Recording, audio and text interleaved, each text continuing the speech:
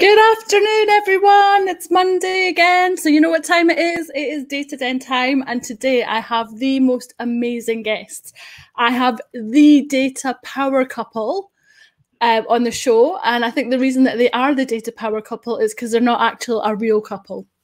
And they have got a couple of books under their belts. They've got some amazing summer schools. They're going to talk about this. So it's Caroline Carruthers and Peter Jackson. Peter's also got a new job. So we'll ask him about that as well and find out what their plans are for the coming year. So without further ado, I will get them both on. Hi, guys. Welcome. Hi. Nice to see you again. Yeah, Hi, great to see you. Hi, Peter. So I think I first found Peter at a nationwide event. I went to Swindon and he was talking there, and that's where I found him. And then through Peter, we connected, and then we met. Can you believe it was just over a year ago, just before lockdown at the Shard?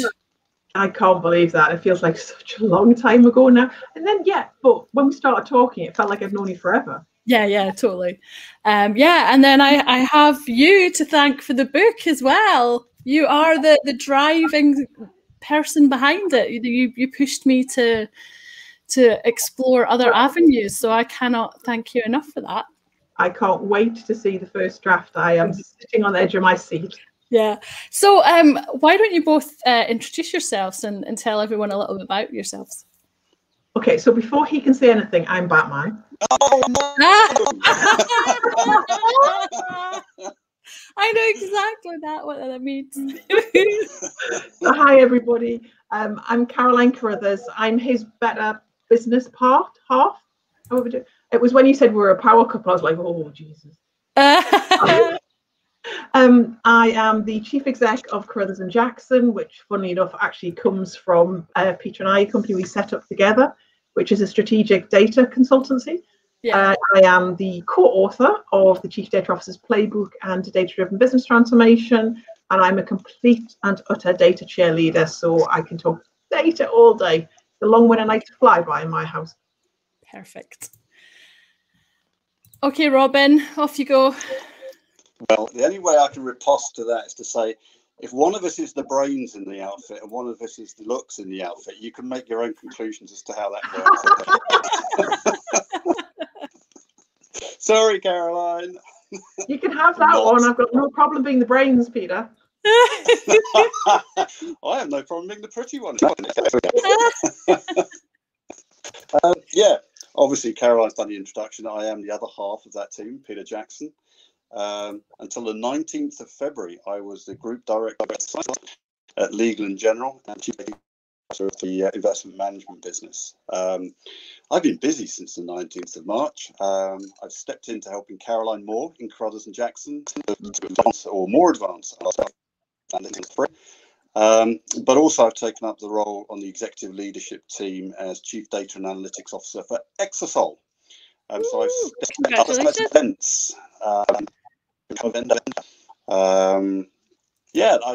wanted to work with somebody who was actually trying to push the envelope, the agenda on data and analytics, and take the and somebody who's something different. You're kind of breaking up a wee bit for me, Caroline. Can you hear him? Okay. No, he's breaking up a touch for me. Yeah. Oh no.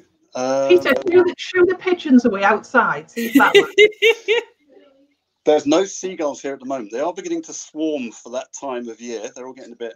I found they've been coming more inland, like to Guildford. Like they've obviously been following the canal or whatever because they've not been getting like the tourists and the food on the sea front. So they've been moving inland to try and get their snacks.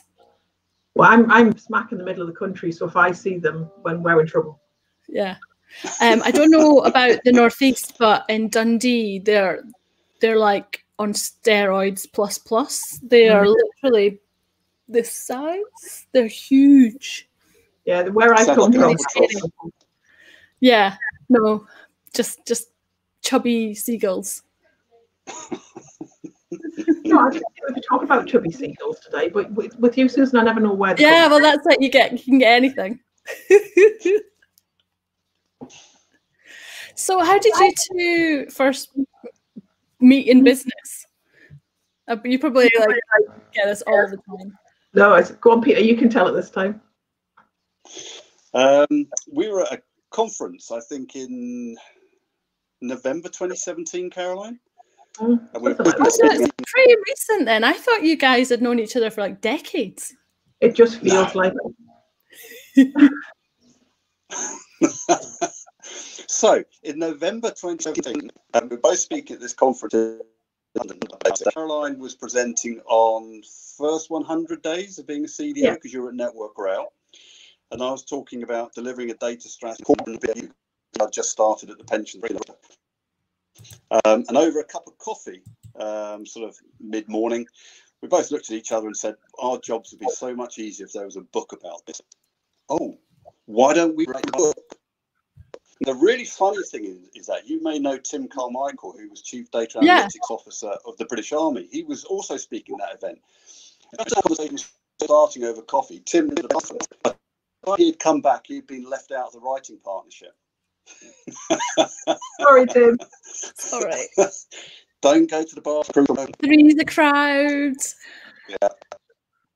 Yeah, Batman, Robin, and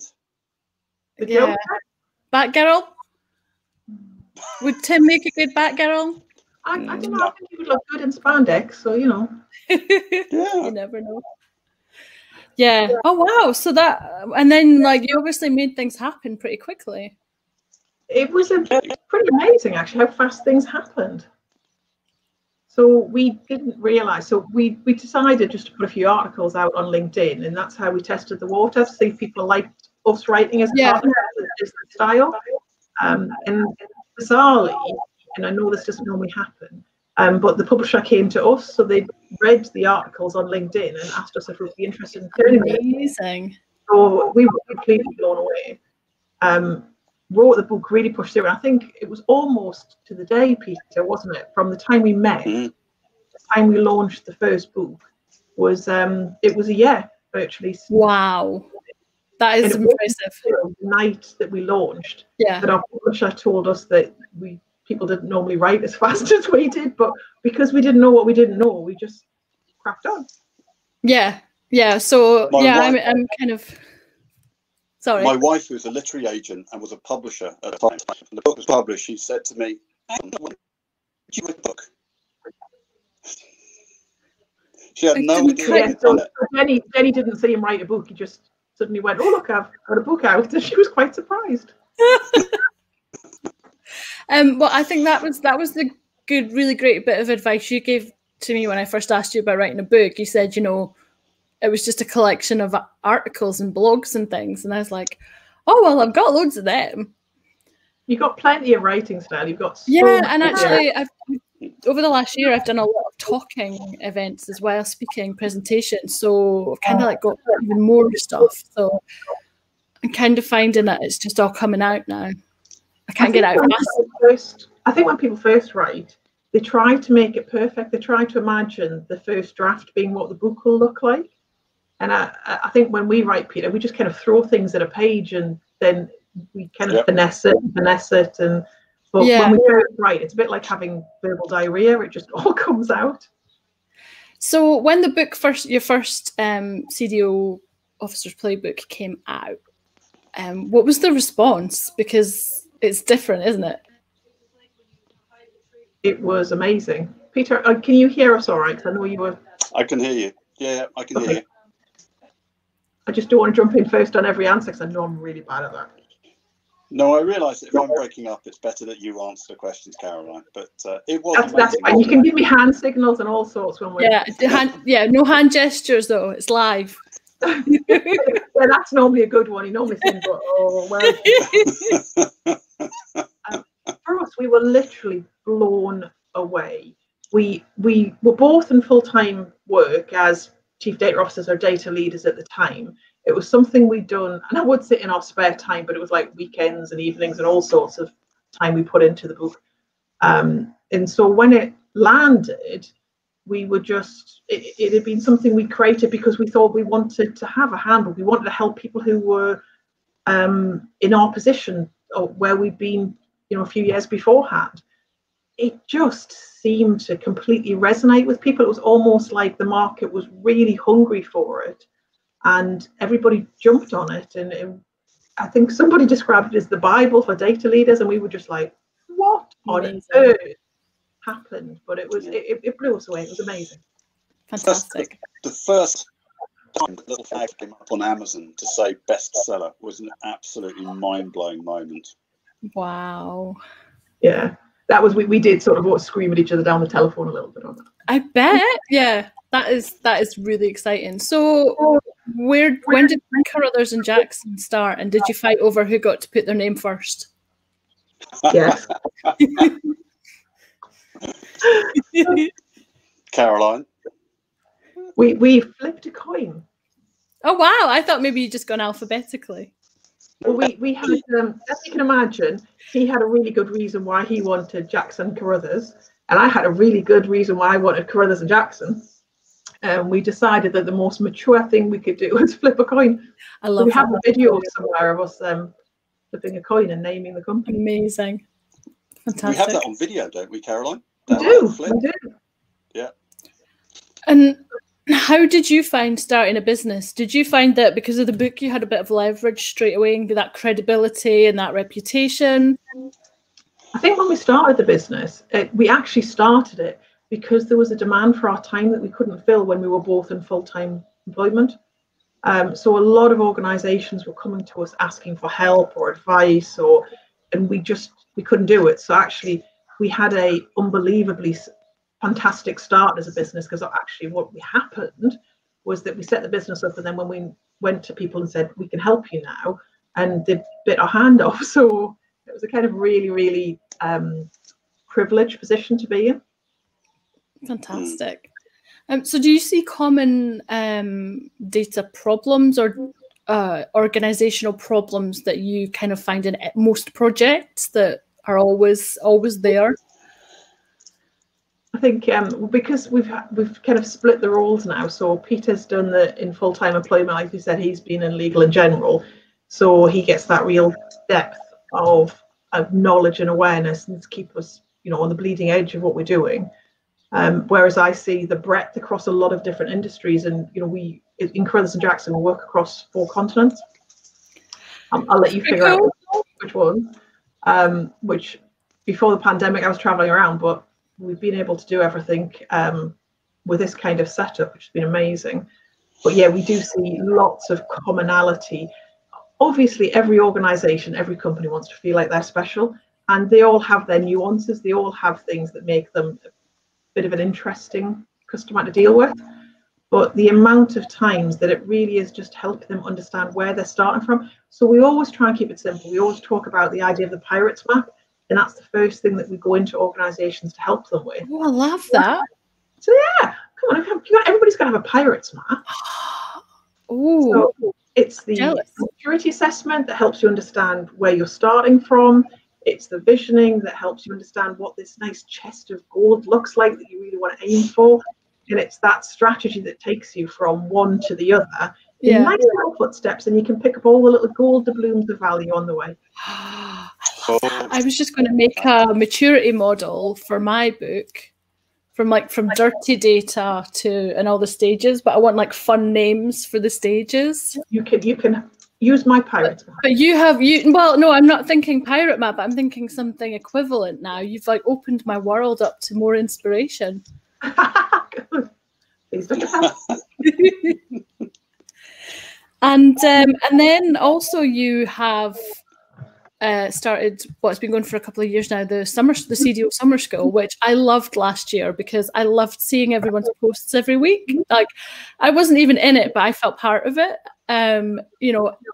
Everybody seemed to just really, really feel a part of it and engaged and love the content. So where did that come from? Is that just again more kind of feedback around people needing help and trying to reach more people? I think.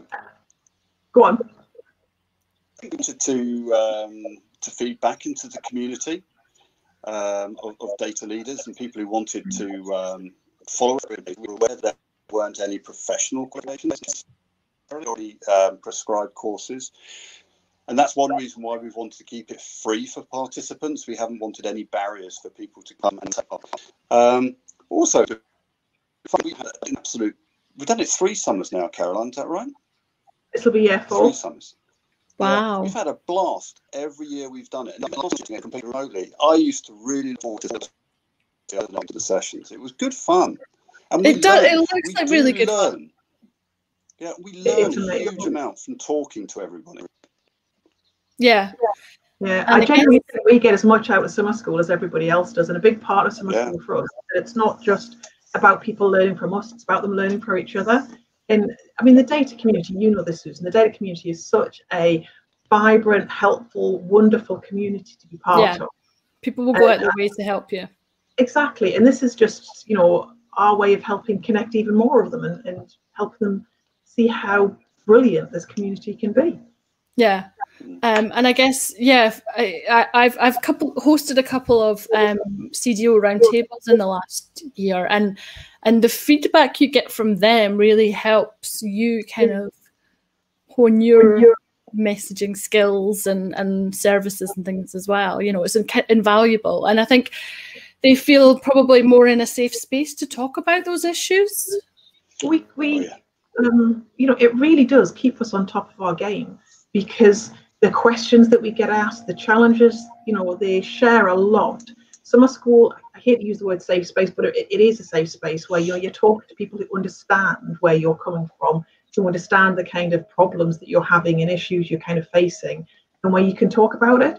Yeah. So Peter's not lying when he said we do learn so much from summer school ourselves, because it's just this constant input of information. And we've got to think on our feet, and we've got to be on our A game to be able to help them as much as we can. And we realise, I mean, you must have appreciated that last time. I mean, you're part of a community of 400 people, and what we're working on now is joining up the classes of 2020 with 2019, 2018 to create that alumni network. Our dream, because wouldn't it be a great party, the data party, if we got all of those alumni together when we're out of this lockdown? It would just be awesome. My goodness, that would be incredible. I mean, that's what we would hope need for. A park for that. We'd have to nice social distance, obviously, but stadium. Last year, because we couldn't do a in-person graduation last year, but from the year before, we had people flying from Africa for the London graduation. We had people flying across the States when we went to New York. It was just unbelievable, because they felt such a part of this summer school and they celebrate it with us. I tell you who I can't wait to eventually meet is Mr. Data Whisperer himself, Mr. Scott Taylor, eventually. Has he told you how we met him? Yeah, he pinched someone's badge to get into your book signing, I think it was. It was a book launch. It was, yes, Scott. He pinched somebody's badge and came into Data-Driven Business Transformation launch. Yeah, he's been sunning himself in Florida the last wee while, lucky sod that he is. But he's hosting the Master Data Marathon this week. He's going to be working for 24 hours. Well, I guess it's a little hard for press, but Scott's doing a little bit of a guest starring on the summer school for us. With or without puppets? We'll discuss that. with cartoons, I hope. Can you afford the puppets? Yeah. Yeah. Oh, that'll be exciting. So do you have to refresh the content every year? Yeah, it needs. And this year we are literally. That's a lot of work. Oh, summer school is intense, and it writes off a lot of our summer, but it is an incredible part of our year, and we love doing it so much. But this year especially, we've gone to town on summer school, so it's doubling in size. We're going from 6 sessions to 12. There's a lot more material. With the second edition of the first book coming out, there was a lot of material from the second that wasn't part of the original summer school. Yeah. We're literally rebuilding it from the ground up at the moment. So actually, yes, that's that version 1 or 2. That's second edition, yeah. So did you find a lot had changed from when you first wrote the first edition to the second? Yeah, we were shocked in 3 years how much had changed. Wow. So I mean, some I can't tell you what, because you have to buy the book. Yeah, exactly. Yeah, you got to buy the book, people. And there's a couple of new chapters in there. Oh, brilliant! There you go. Proper value for money. So some chapters stood the test of time, but others I think it was. I mean, an obvious one was data ethics, but chucked out and started again. It was just. I've got to happened in that GDPR section. But I think even from when I started writing it 6 months ago, things have changed for me. That I'm like, no, I've learned so much more since then and grown and got more stories to tell now as well. There's at some point in time you just have to go, okay, you can have it now, because you can always add more to it. Yeah, that's true. So just I reckon if I do another 20,000 words by the end of next week, I'll be all right. So easily doable. No pressure. Well, I mean, I've done about 20,000 in the last 3 weeks. So yeah, and now I'm like not doing any work. I'm just focusing on the book. So you do need to be a little bit selfish when you're doing it, just to yeah, and also Caroline used to get me locked onto aircraft and flights. It was the only way she could get me to do proofreading. She'd get me onto a flight somewhere and say, "You're not watching a film. You're not having a drink until you've read X number of chapters." We flew to, I think it was Dubai. We were flying to, Peter, to do that speaking tour that we did, and we were flew. And I'm more of a deadline orientated person than Peter is, shall we just say? So we got on the plane. Peter sat there and went, "Oh, glass of champagne. Thank you very much." Took his glass of champagne, and I pulled out this massive big folder, and I had printed off our books, all the edits, everything.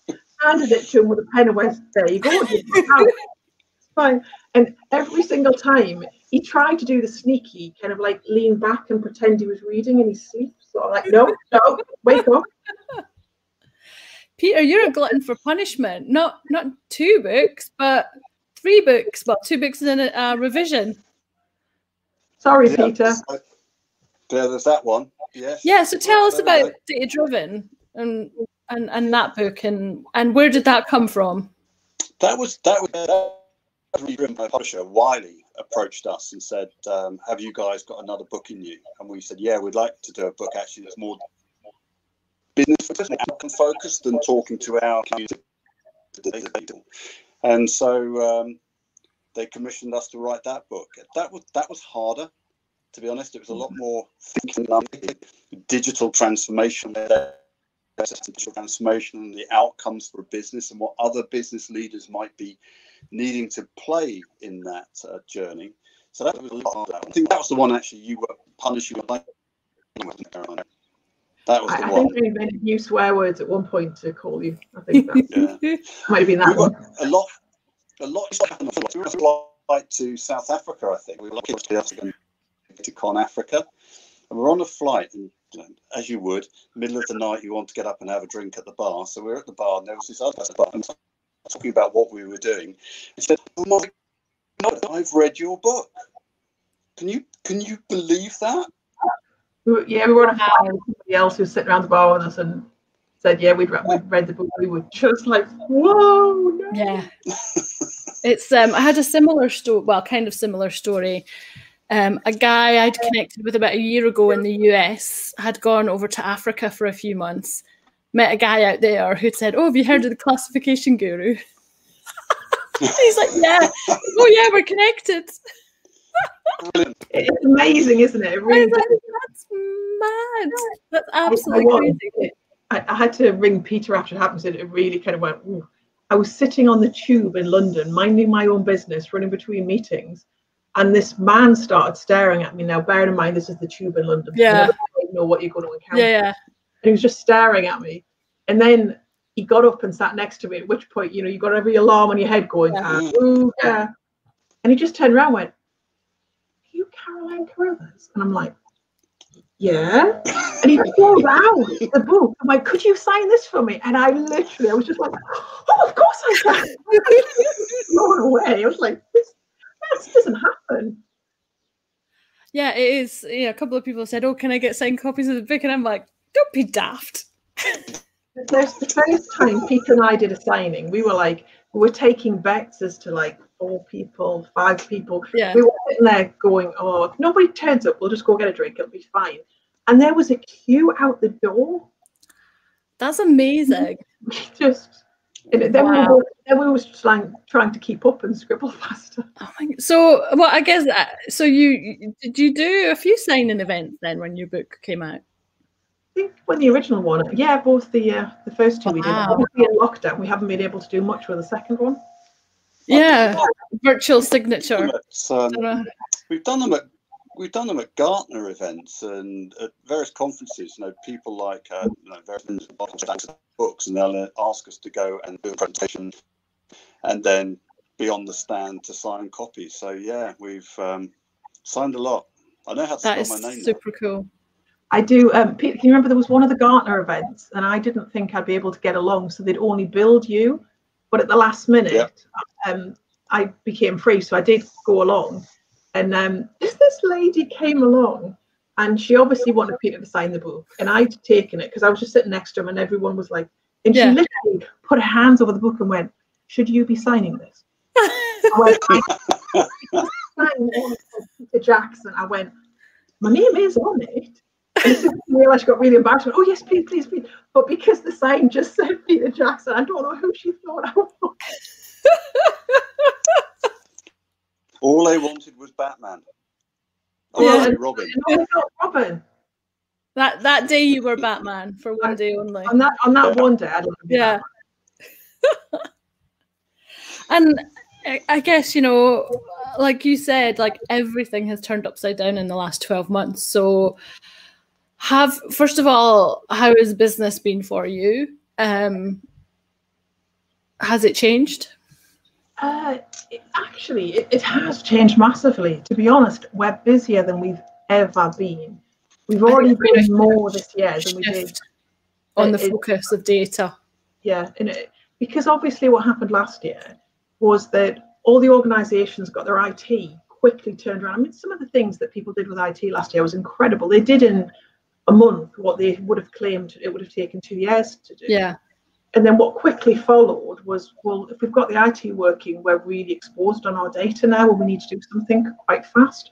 So the uptake's been amazing. And obviously, because everything's had to be online, we can service our customers around the globe just from without having to fly all the time. So we're wasting a lot less time in traveling.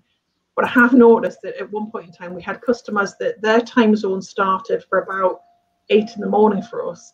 And at 10 o'clock at night, we're still running workshops with our client going, "Oh, are you going for a drink after work?" "No, I'm going to bed. After this one, I'm done." Yeah, that is it. Yeah. Oh, wow. And has the need from your clients changed as well? Or is it the same need, just more intense? I think it's been more intense for a lot of our clients. And the urgency has come through a lot more. So I think we used to talk a lot about perfection being a disease when it came to data. So a lot of people wanted to know that they had full degree of certainty, that their data was perfect before they made decisions on it. Now people really do understand that actually there's a lot of things that you can do with your data without it being perfect. So you don't build your full foundation. You know, Peter and I talk a lot about vertical strikes and how you build just enough of the foundations to do what you need to do and start delivering value really quickly. And that is something we spend a lot more time with our clients on now. But also, you know, the Pirates Map idea, we just try and make it simple to organizations. I absolutely love that. I want something fun like that in my book now. I'm sure you've got plenty of fun things in your book. I do. The title of your book, or is that, you know, coming? No, I haven't. I mean, I guess I could tell people because it's kind of a lot. I've told a lot of people. So basically, I think you should. I think well, to whoever's watching, the title of my book is going to be called "Between the Spreadsheets: Classifying and Fixing Dirty Data." So yeah, so we just got to get an appropriate cover now. Or you could have called it 50 Shades of Data. Someone has been calling my book that. A little subtitle. Yeah. Yeah. There's only one shade for me, and that is right, accurate. There's no grey. Well, actually, that's not true. When it comes to spend data classification, context is a very grey area. For your area, I can completely understand why. Yeah, but yeah, no, I'm looking forward to it because I don't think there's really anything out there that even goes into how people in that area even start to classify. And it's not necessarily the technical side of things, although I cover that. It's why do you have to do it, and why do you do it this way, and what is the business ramifications of it? I think we sometimes forget about those things. In a lot of cases, and I know that it comes down to some of the stuff that we talk about and that we write about, it is about trying to make it simple for people and accessible for people. You tell them stories and help them understand it. I love what I do, and I know I get very enthusiastic about what we do, but we do have to remember that not everybody gets it sometimes with the same kind of passion that we do. So great point. So I'm doing everything in Excel, so I've kind of transferred my methodology into as much as you can do in Excel. But there's one point where I'm talking about, you know, you put your cursor over the little green box and drag it down. And I was like, I did put a thing in saying, right, I'm not going to assume that everybody knows how to do this, you know, because I found out recently I've got things in like adding views in and splitting the views and things. And some people didn't realize about that. So I'm like, you can't ever assume that everybody knows everything, because normally we only work with the tools we've got for what we need. This is going back a long, long way when I was at university. So, you know, dinosaurs did roam the earth. But I did a maths and IT degree at Liverpool. Oh, and wow. to supplement my income, I did some basic online training courses. So some of the students could actually deliver evening courses and basic IT for people. And I do remember I was at the front of this class, and there was a computer in front of me, and he had the mouse, and it was what, you know, when we had like 486s and we thought we were really cool. Yes. And the screen behind me showed what was on my screen. And then I had a classroom of people sitting in front of me. And I remember picking up the mouse, and, you know, you literally went through the basics, like this is your screen, this is your mouse. So that kind of level of IT. And I went, so you basically take the mouse and you move it over and I showed the icon, the word icon. And I swear to God, this woman literally picked the mouse up and put it on her screen. Okay, we've got to cover that one again. But you're right. I just want to. Do you remember you used to have to clean the trackball in the mouse when it got dusty? Yes. Yeah. Yeah. Dust if you really wanted to line somebody up, you could take the trackball out and just leave it there and watch them. This still works to this day, especially more with men than women, and it's just because we're kind of taught how to type at school. But if you take the keys off and change them round, change the letters round. I did that to a guy at work, and he couldn't get in because he was looking at the keys to type in his passwords. That's really naughty, but I like it. I might have to use that. It's good. Yeah. Yeah, no, I mean, like, my dissertation was on 2 floppy disks, you know, because one wasn't enough space. Like, people don't know the struggle. Like, some people literally lost their work, you know. That doesn't really happen that much anymore. I remember punch cards. Oh, yes. I remember them.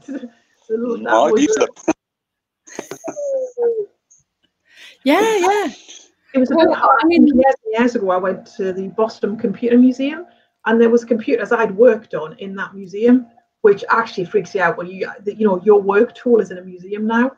That just makes. We had BBCs when I was at secondary, and real floppy disks, you know, the ones that were actually like big and floppy, yeah. And I've got a great story for you. So I did during the business, I've done some contract work, and I went to work somewhere, and this guy was showing me how to do stuff in Excel, and he didn't know how to do Control-C, Control-V. So I showed him instead of right-clicking all the time. He's like, oh, great. And then he was like, and if you want to save it, just click the X in the corner. And I was like, oh. So I was like, please don't ever do that again. Please always save it. And I thought that was bad enough. I told a lady this story, and she told me that she was working with a really young girl, and she thought that the floppy disk sign was a washing machine. there's a whole generation that don't know what floppy disks were. I mean, even going before the floppy disk, I remember I taught myself how to code on a Commodore 64, and I genuinely thought I was the bee's knees having a Commodore 64. I was like, oh. So that's how I taught myself to code. But if anybody of that era can remember, you used to have a tape that you used to put in. You'd listen to this thing churn away for about 20 minutes to try and load a game up. I did the next Spectrum. And how many times did you just at the end go no? And you had to do the whole thing over again. Yeah, and that horrible high pitch. Oh, those were the days. I'm not sure I want to hark back to them.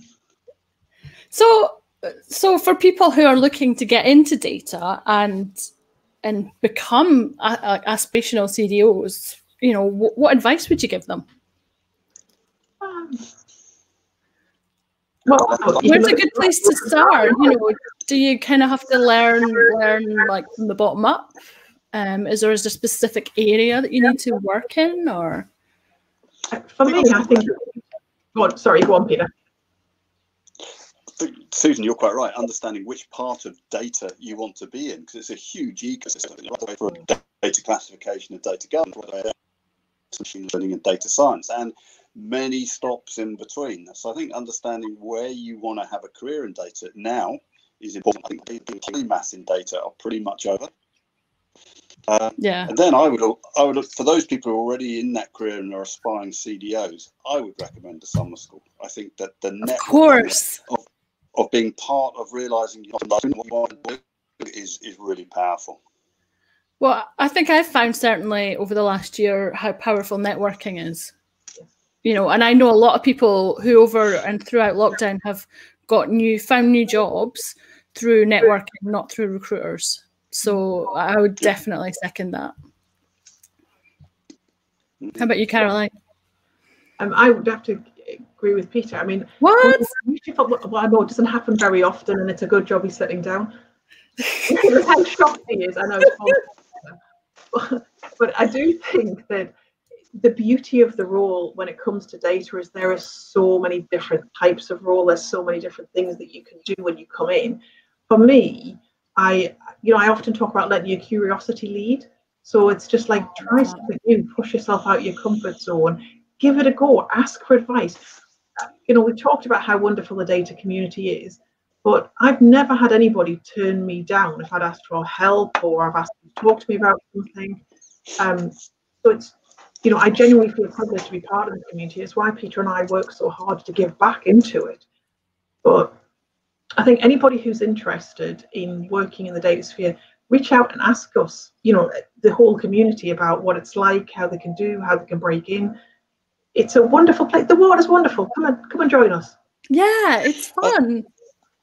I think we're also seeing people coming from lots and lots of different parts of organizations now in data, not just data scientists. Yeah. Certainly my experience at legal in general, we're seeing people in HR realizing actually they had a data function, and people in finance, even though they might be accountants or actuaries, but they had a data function as well. And so they're wanting to learn data skills, and then they can actually see, well, I can have a career in data. It needn't be in HR, it might be a job data.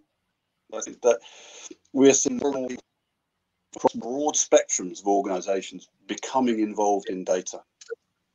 And it's just making the whole field richer, I think, as a result. You know, there's a lot of diverse thinking coming into it. There's a lot of challenges coming in, but in a positive way.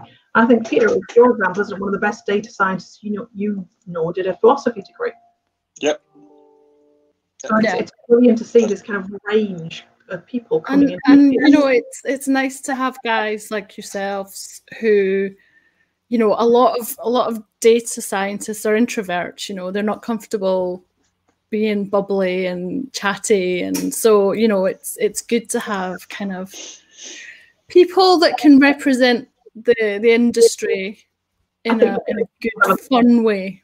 We have more people trying to get us to shut up. Not as much as Scott Taylor, though. I have never known anybody be so misnamed than Scott. He couldn't whisper if his life depended on it. I can hear him from here. Exactly. It's a good job he's in Florida. It makes the calls easier. Yeah, I remember, yeah, it'll be interesting to see him again at the end of his 24-hour marathon. He'd be shattered, I would think, after all of that. Yeah. But he puts so much into what he does. It's brilliant. Oh, yeah. There's only one whisperer. That's a whisperer. Definitely only one Scott, that's for sure. Yeah. We were actually lucky enough. He was comparing an event. Do you remember at the Sunmark? Was that? Yeah, I do remember that. That was one of our first fireside chats. Yeah, and he compared the whole sort of 2-day conference, and we were there to do a fireside chat. So I actually didn't doing his thing, and then he introduced us on the fireside chat, didn't he? Yeah, he did. He was asking loads of questions. He might as well have just pulled up a chair and joined us. Yeah. I know he's obviously busy, because otherwise he'd be, I would see his name all over this chat, and he's not, he's being quiet. So he's obviously on the beach having a margarita somewhere. It's a hard life, isn't it? In his Speedos, or maybe not. Oh, please don't put that in. Oh, he's going to be gutted he missed this. So, what's next for you guys? You've obviously got the summer school coming up. Best ever yet. Any more books on the horizon? We're busy trying to agree what the next one's going to be. I've got to say, I don't think you can keep us down, really, because we keep thinking about more that we want to talk about and more that we want to do. And that's amazing. So yeah, we'll watch this space. You'd never know. And we haven't really spoken much about the new job, Peter, because, you got to get your feet under the table and, learn, who do you ask to fix the photocopier and all that kind of stuff. How do you fill in an expenses form? Yeah. Yeah. Make sure you classify them and name them properly. Yeah, eat your own dog food, huh? I think the problem with that is we've got a whole bunch of ideas that we want to write about, and the matter of choosing which one and when, and getting our heads around that. Otherwise, we'd just write them all at the same time, I think, wouldn't we? I just don't think we've got enough time. There's not enough hours in the day, really. Well, I'm over typing right now. I guess, have you got maybe more to write about in one area than the others, or are you just got it all? We're doing the whole storming at the moment about which is the subject we kind of focus on. I'm so jealous that you work together. It's like you got someone to take half the load. It really does help, and we both, sometimes you're up when the other one just needs a little bit more TLC, and vice versa. It depends on what the day jobs are doing. I sent you the synopsis. Yes, I'm tapping you, Caroline. I sent the synopsis of a recent idea to you, and you haven't done it. I have read it. I just haven't chosen to come back and talk to you about it yet.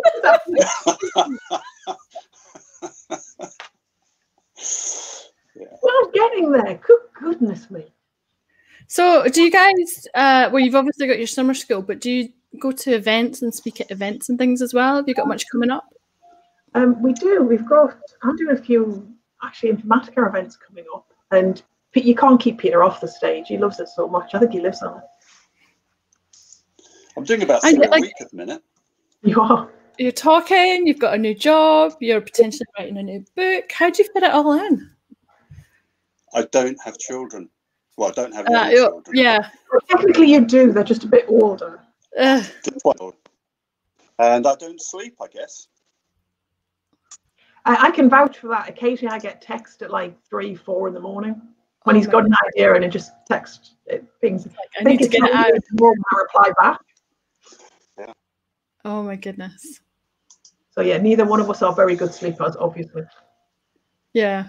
So tomorrow I'm doing a roundtable on data issues and problems in the local government. Oh. On Wednesday I'm doing one on artificial intelligence in financial services. And then on Thursday, I'm doing one in artificial intelligence. Nice. And what I really want to know is, how is your hair still so perfectly coiffed? That is so fair. No, that's to you, Peter. Oh, me? Yes. Yes, you. Best dressed man in data. An enormous amount of product. Yeah, I haven't had my hair cut since September and dyed since October, so I am desperate for a hairdresser. It's frustrating because my hairdresser actually is 5 doors down my street. Oh no! I can pass her window and I can wave at her, but I can't actually go in and get anything done. So, my son threatened, because he goes to the same hairdresser, threatened to not go back to school until he had his hair cut, and that was a tough teddy. So he now goes into school with a baseball cap on. Oh, bless him. You know what? I just completely lost my train of thought there. I had a really good question. Sorry. Yeah, any tips for working from home? Because I just never switch off. I'm just constantly working. Yeah, my tip is to get up from your chair at regular intervals and walk around. Yeah, we've lost him now. He's off. Yeah, he's gone. It's really important. I think it is important to do it, because I know, when we've both got offices, but the office is still in the house. Peter's is upstairs, and mine's literally smack bang in the middle of my house. So yeah, I just try and have a routine that when I'm finished here, the door gets shut and I can switch back into home mode. Well, that's good. I mean, people will be sick of me talking about I've just moved, but I've got a balcony now, and I'm so excited to have a balcony. So as soon as the weather gets warmer and the sun hits it, I'll be out there every afternoon, just like. I'm jealous with a spangly background. I'm feeling that we're lacking, Peter. I think we need nice, I don't know, big orange backgrounds behind us now. Yeah, that background. Very Well, the polite version people have said is, "Oh, you look like you're in a disco," and I'm like, "No, it's not a strip club. I know what you're thinking." Just you to go there. Oh yeah, always. Like I've said that to people I've never met before in Zoom meetings. But it is a really great conversation starter in Zoom meetings for people you've not met. So we love it. I think if you go back to the summer school last year, we had a summer beach party, which I think oh, that was brilliant. Everybody got so inventive, and we had. I could believe it. Yeah, they went all out. It's brilliant. I really struggled to take summer school seriously that day. I just kept laughing because different images would flash up, and I'm literally sitting there going, "You're a senior person, and you're in flip flops." It was just great. Everybody really got into the theme of it that week. It was fantastic. Oh, brilliant! I don't know who just said this, but someone thought Peter was having a Piers moment. To be fair, if it had a Piers Morgan moment, it would have been when I called myself Batman. We didn't talk about anything too controversial. I've played football with Piers Morgan. No, really? Yeah. I had to. I took every opportunity to kick him that I possibly could. You superstar, you. Well, you didn't do a good enough job, did you? You're still walking around. No, should have kicked him harder. Yeah. So, if people want to connect with you, or find out more about your books and your business, how can they get hold of you? I think the simplest way is LinkedIn. There's a lot of information on our website, so I know this will be hard for everybody to remember, but it's www.carruthersandjackson.com, just to make it really obvious. I think let me put it in the link. So it's pretty hard. We kind of try and keep things as simple as possible for everybody.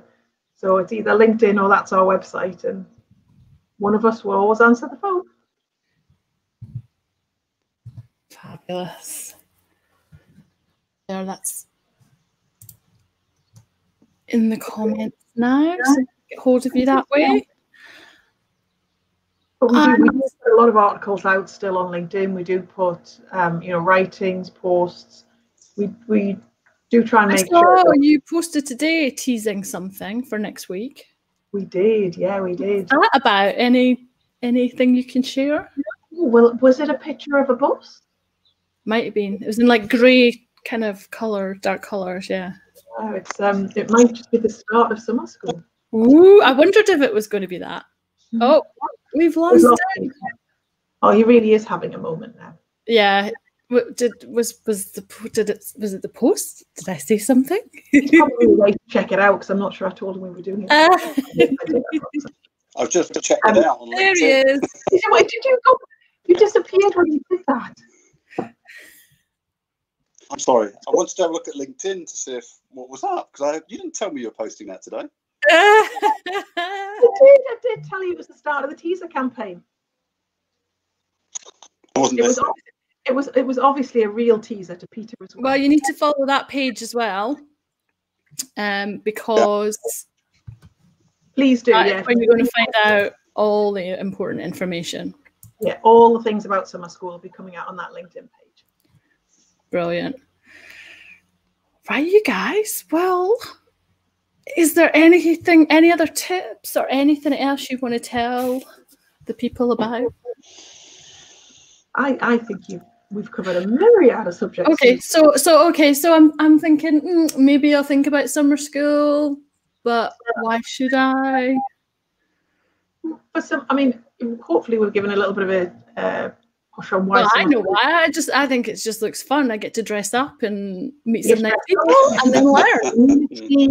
You get unfettered access to me and Peter over the whole summer. I mean, that's pretty cool. Pretty damn cool.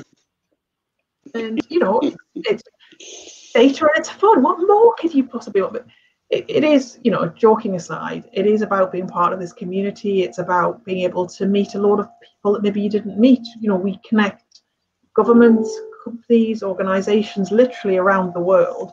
So we've got people from San Francisco, right across to Australia. I'm really sorry to everybody in Australia that comes along. We know it's like 2 o'clock in the morning for us, but we just can't find a better time. Yeah, you can't get everyone in at the same time. No, we did. I think it was the first year. And we did have Winston. If you're on the call, shout out. Was that Winston? Is it Sutcher? That was Winston. Yeah. And he was our very first summer school. And Winston would be having the camera on and he would be asking us questions.